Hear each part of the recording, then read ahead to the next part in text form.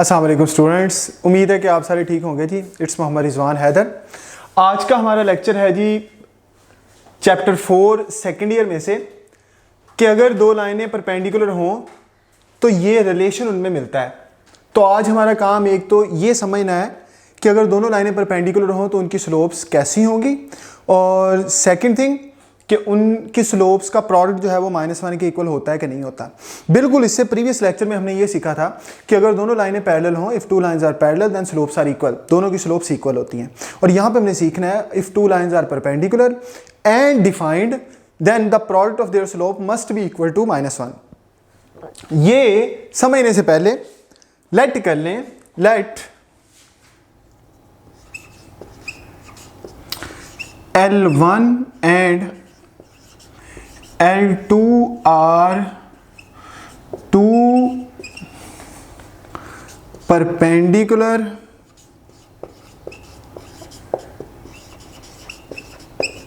lines having slopes M1 and M2 as shown in figure।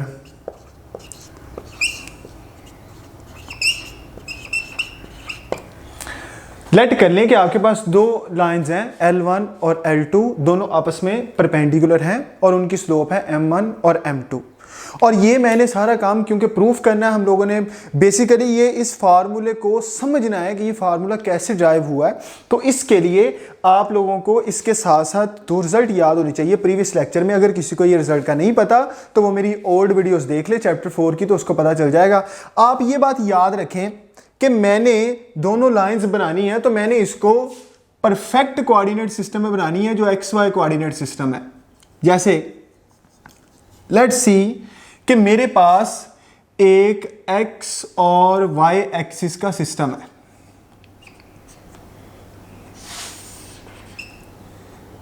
ये X और Y axis का मेरे पास एक सिस्टम है प्यारे बच्चों। आपने एक लाइन ली, लेट्स सी कि वो लाइन ये है, ओरिजिन के अंदर से पास हो रही है लाइन है, और मैं अगर इसकी इंक्लिनेशन निकालूं तो ये रख लें, इसकी इंक्लिनेशन जो है वो 45 डिग्री है। फॉर एग्जांपल इसका कोई एंगल जो है वो 45 डिग्री बन रहा है। ऐसी लाइन याद रख लें, वैसे भी ऐसी लाइन जो ओरिजिन से गुजरे और फर्स्ट और थर्ड क्वाड्रेंट को बाइसेक्ट करें उसकी इंक्लिनेशन 45 डिग्री होती है, याद रख लें। अच्छा, अब ये मेरे पास लाइन 1 है, एक और लाइन है, वो जो लाइन है वो इस लाइन के परपेंडिकुलर है। यहां पे लिखा हुआ है if two lines are perpendicular, तो दोनों लाइनें परपेंडिकुलर हैं। तो मैंने फॉर एग्जांपल ये लाइन ली, ये 45 का एंगल बना रही है। अगर मैं इसके परपेंडिकुलर बनाऊंगा तो इसके परपेंडिकुलर लाइन कैसी होगी, इसके परपेंडिकुलर लाइन ऐसी होगी जी, चेक कर लें। उस लाइन का इस लाइन के साथ 90 डिग्री का एंगल होगा, क्योंकि ये दोनों लाइनें परपेंडिकुलर हैं। और मैं इस लाइन को L2 कह देता हूं, ये मेरे पास लाइन 2 है। अब मैं इस लाइन की भी इंक्लिनेशन निकालना चाहता हूं, इसकी इंक्लिनेशन क्या होगी। तो मुझे एक बात बताएं, यहां तक 45 थी और मुझे यह भी पता है कि इस लाइन और इस लाइन के दरमियान 90 का एंगल है।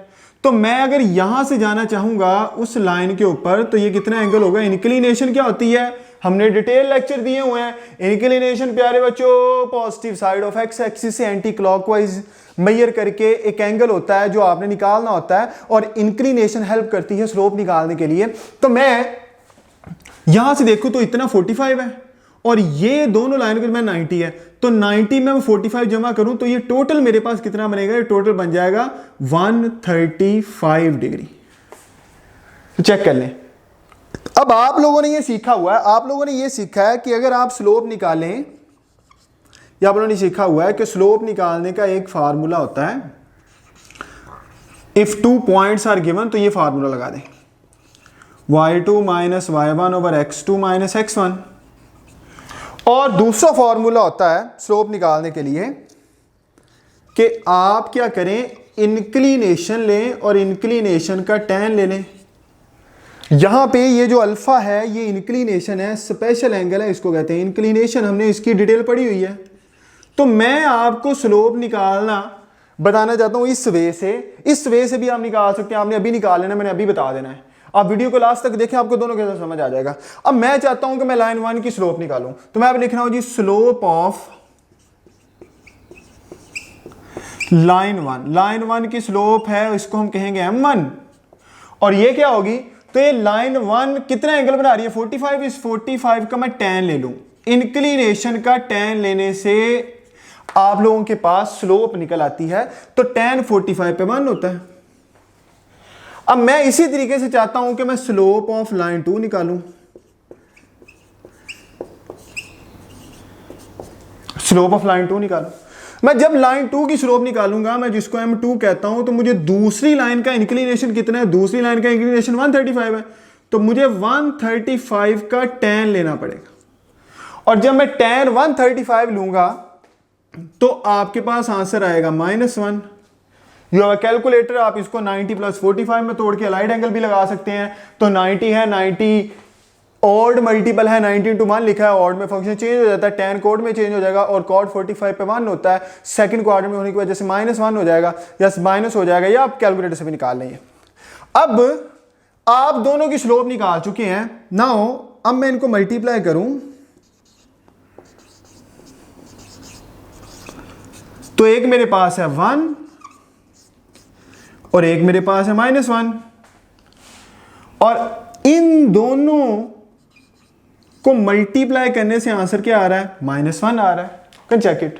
तो ये रिजल्ट था जो हमने प्रोड्यूस करना था। If two lines are perpendiculars, तो उनकी प्रोडक्ट जो है वो -1 के इक्वल होती है।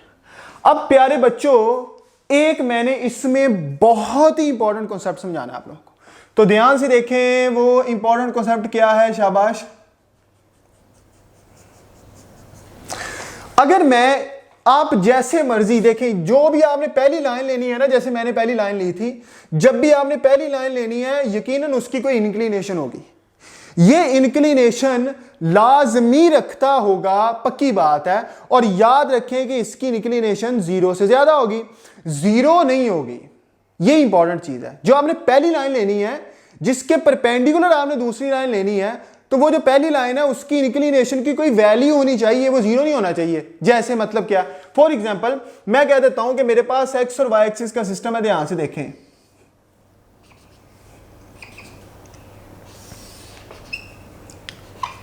और यहां से ना बड़े अजीब से क्वेश्चन होते हैं, यहां पे बेसिक कॉन्सेप्ट भी हैं। अगर कोई अक्सर कोई टीचर डेमो देने के लिए जाता है तो उससे भी यहां से क्वेश्चन इरेज कर लिए जाते हैं। देखें वो क्या है। फॉर एग्जांपल मेरे पास पहली लाइन है, ये मेरे पास पहली लाइन, ये मेरे पास है लाइन 1, और दूसरी लाइन क्योंकि इसके परपेंडिकुलर होगी, तो दूसरी लाइन मेरे पास इसके परपेंडिकुलर बना ले। फॉर एग्जांपल ये बना ले,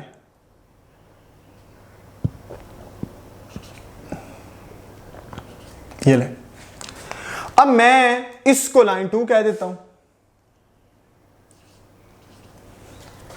अगर आप लोग लाइन 1 का एंगल निकालें एक्स एक्सिस के साथ, तो लाइन 1 एक्स एक्सिस जैसी है, और कोई भी लाइन अगर एक्स एक्सिस के पैरेलल हो तो उसकी स्लोप तो 0, उसकी स्लोप तो 0 होती है। क्यों 0 होती है? क्योंकि इंक्लिनेशन 0 होती है। तो देखें ये लाइन एक्स एक्सिस के साथ कितने का एंगल बनाएगी, ये एक्स एक्सिस के साथ 0 का एंगल बनाएगी। तो मैं यहां पे लिख रहा हूं जी स्लोप ऑफ लाइन 1। देखें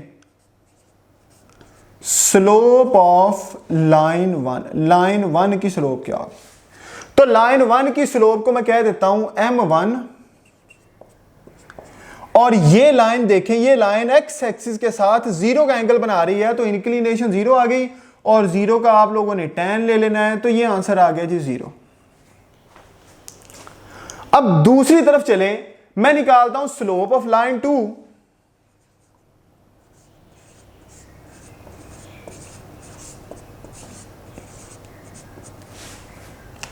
तो मैं यहां पे m2 इसको कह देता हूं। तो लाइन 2 का देखिए एंगल एक्स एक्सिस के साथ कितना है। लाइन 2 जो है वो एक्स एक्सिस के साथ 90 का एंगल बना रही है, और खुद उन दोनों में भी 90 का ही एंगल है जैसे नजर आ रहा है। तो आपके पास 90 है तो 90 का tan ले आप लोग, तो tan 90 पे अनडिफाइन होता है, ऐसे लिख लें चले। और अब मैं अगर इस रिजल्ट की तरफ को आऊं तो m1 और m2 को मल्टीप्लाई करूं तो 0 मल्टीप्लाई बाय अनडिफाइन,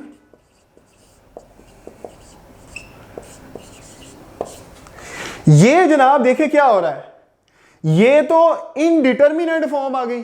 इस फॉर्म को क्या कहते हैं, शाबाश लिख लें, इस फॉर्म को कहते हैं इनडिटर्मिनेट फॉर्म। मैथ में अभी तक इसको डिटर्मिन ही नहीं किया गया, इनडिटर्मिनेंट फॉर्म। और हमें तो चाहिए था कि दोनों स्लोप्स का प्रोडक्ट -1 के इक्वल हो, लेकिन यहां पे दोनों स्लोप का प्रोडक्ट -1 के इक्वल आया ही नहीं, क्योंकि इससे आगे तो आप इसको सॉल्व नहीं कर सकते, ये तो इनडिटर्मिनेट फॉर्म बन गई। इसका मतलब ये है कि मैंने क्योंकि लाइन पहले ली ही वो जो एक्स एक्सिस के साथ 0 का एंगल बना रही थी, इसका मतलब है कि वो जो रिजल्ट है ना, आप देखिए उस स्टेटमेंट को ध्यान से देखें, ये स्टेटमेंट लिखी हुई है 2 लाइंस आर परपेंडिकुलर, तो देखें दोनों लाइनें परपेंडिकुलर हैं, चेक करें 90 का एंगल बना रही हैं, इधर भी दोनों लाइनें परपेंडिकुलर हैं, और लिखा हुआ है एंड स्लोप इज डिफाइंड। तो ये है जी इंपॉर्टेंट, वेरी इंपॉर्टेंट कॉन्सेप्ट, और स्लोप डिफाइंड हो फिर तो यहां पे तो देखें आपने पहले की स्लोप निकाली वो भी कोई नंबर आ गया, दूसरे की निकाली वो भी कोई नंबर आ गया, इसका मतलब वो दोनों स्लोप तो डिफाइन है। लेकिन इधर आपने पहले की निकाली वो तो 0 आ गया, डिफाइन है, लेकिन दूसरे की आई अनडिफाइन है। तो क्योंकि यहां पे ये वाला हिस्सा मिस हो गया, किसी एक की स्लोप जो है वो अनडिफाइन आ गई, तो इस वजह से ये रूल इस पे नहीं लगेगा। तो ये है जी रिस्ट्रिक्शन कि अगर दो लाइनें परपेंडिकुलर हों तो उनकी स्लोप हमेशा ही, उनकी स्लोप का प्रोडक्ट -1 के इक्वल होता है। जरूरी नहीं है, जरूरी ये है कि अगर वो लाइनों की इंक्लिनेशन कुछ हो, 0 के अलावा कुछ हो, यानी कि वो दोनों लाइनें एक्स एक्सिस और वाई एक्सिस जैसी प्योर ना हो। अब मैं 3-4 यहां पे बातें आपको बता दूं जरा। पहली चीज ये, इससे कैसे बचा जा सकता है। अब आप लोगों ने पढ़ा है कि इंक्लिनेशन होती है 0 से 180 तक। इस 0 से 180 तक आप हर एंगल का tan ले वैल्यू मिलेगी सिवाय 90 के। इसका मतलब यह है कि आपने 90 इंक्लिनेशन से बचना है, क्योंकि 90 आ गया तो tan 90 पे डिफाइन होता है। स्लोप होती जब है एंगल का आप इंक्लिनेशन लें, इंक्लिनेशन का आप tan लें। अच्छा, अब आपने क्या करना है, आपने जो पहली लाइन लेनी है ना, अक्लमंदी का मुजाहरा करना है। तो जो पहली लाइन लेंगे उसकी कोई इंक्लिनेशन की वैल्यू होनी चाहिए 0 के अलावा, 0 ना हो, 0 के अलावा चाहे 1 भी हो जाए ना, तो 1 होगा इंक्लिनेशन, और आगे उसके परपेंडिकुलर लाइन बनाएंगे तो उसकी इंक्लिनेशन होगी 91। और जब हम 91 के साथ दोनों को tan लेके मल्टीप्लाई करेंगे तो आंसर, उनकी प्रोडक्ट का आंसर -1 के इक्वल आएगा। इसका मतलब यह है कि उस वक्त प्रोडक्ट का आंसर -1 के इक्वल होता है अगर स्लोप डिफाइन हो। और आप लोगों ने पहली बात मैंने ये कर दी कि आपने जो पहली लाइन लेनी है उसकी इंक्लिनेशन 0 के अलावा कुछ होनी चाहिए, 0 के अलावा वो कुछ भी हो जाए, एक चीज। दूसरी चीज, इसी को ऐसे समझ लें कि आपने जो दो लाइनों के परपेंडिकुलर होने की बात करनी है वो दोनों लाइनें एग्जैक्ट एक्स और वाई एक्सिस जैसी ना हो। एग्जैक्ट एक्स और वाई एक्सिस के अलावा, जैसे ये दो लाइनें परपेंडिकुलर थी, इसको और टेढ़ा कर दें, इसको और ऊपर को कर दें, या इसको ऐसे थोड़ा सा सीधा कर दें, जैसे मर्जी कर लें, उनमें परपेंडिकुलर, तो ये कभी भी एक्स एक्सिस और वाई एक्सिस जैसी लाइन नहीं हो सकती। यही है वो रोटेशन जो आपने रोटेशन ऑफ एक्सिस में पढ़ी है। रोटेशन ऑफ एक्सिस में जैसे आप एक्सिस को घुमा देते थे, ये वाला कर देते थे, इसको इस तरफ को कर देते थे, तो ये उसके साथ एग्जैक्ट इंटरलिंक है। उसने सोचा कि रोटेशन के साथ जो नए एक्सिस बनते हैं वो भी अगर दो लाइनें हों और उन लाइनों की स्लोप के बारे में बात कर ली जाए और वो परपेंडिकुलर होती हैं, आपको पता है, तो उनके बारे में क्या कह सकते हैं आप लोग। तो वहां पे भी पंगा है कि आपने रोटेशन लेनी है और रोटेशन लेते हुए एंगल 0 से बचना है, क्योंकि 0 से आपने रोटेशन की तो आपने कुछ की नहीं। बिल्कुल वैसे ही इधर भी आप लोगों ने जो पहली लाइन लेनी है जिसके परपेंडिकुलर दूसरी लाइन लेनी है उसकी कोई वैल्यू होनी चाहिए। तो आई होप सो जनाब आपको ये कॉन्सेप्ट समझ आ चुका होगा। अब ये अक्सर ही सवाल होता है जी, टीचर हजरात से ये क्वेश्चन होता है कि मुझे बताएं कि एक्स एक्सिस की स्लोप तो 0 होती है और वाई एक्सिस की स्लोप तो अनडिफाइन होती है और दोनों में 90 का एंगल है। आप लोगों ने ये पढ़ा है कि अगर दो लाइनें परपेंडिकुलर हो तो उनकी स्लोप का प्रोडक्ट -1 के इक्वल होता है। तो यहाँ पे इनका आंसर -1 के इक्वल क्यों नहीं आ रहा? तो आप यही कहेंगे कि भाई वो फार्मूला उस वक्त सही होता है जब आपकी स्लोप जो है वो डिफाइन हो दोनों, और क्योंकि स्लोप डिफाइन नहीं है इस वजह से ये फार्मूला भी वहां पे एग्जिस्ट नहीं करेगा। तो ये था आज का हमारा कॉन्सेप्ट जिसके बारे में आप क्लियर हो गए होंगे। कोई क्वेश्चन है आप मुझसे जनाब लाजमी डिस्कस करें, और सारे अपना ख्याल रखें प्यारे बच्चों। फी अमानिल्लाह, अल्लाह हाफिज़।